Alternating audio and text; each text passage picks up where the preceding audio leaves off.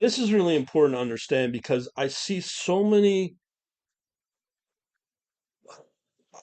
I'm trying to hold back here, but there's a lot of people out there that are giving people a false hope when it comes to getting an HFT career by being an expert in C++ plus plus or some language, and they get into these 200, $400,000 jobs. Fierce the comp first, the competition's beyond fierce. Namely, they're only going to be looking at um, uh, people from Ivy League schools, preferably with math, physics as a PhD. Coding is so below, it's the lowest priority right now because that's an automatic that you need to know, and you got to be a master at it. But yeah, I mean, my view of it is pretty simple. The money's good, hard to get. I'd say it's trying to win a lottery. And right now, um, the way to do it properly is to interface with AI because part of the interviewing process is very simple. Okay.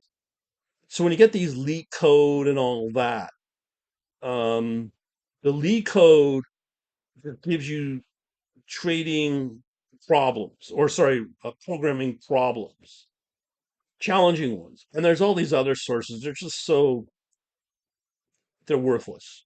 Um, you need to know how to role play in these interviews because when you move up the food chain in the interview process in these firms, you're going to be starting out with probably interns. You'll probably start out with junior programmers at the beginning, testing your technical knowledge. These people at that, even at that level, are going to be pretty smart. So they're not going to give you the typical questions that they you would expect from leak code and the like. They're going to give you interview questions off the cusp, which you cannot prepare for. The only way you can get through that process is AI.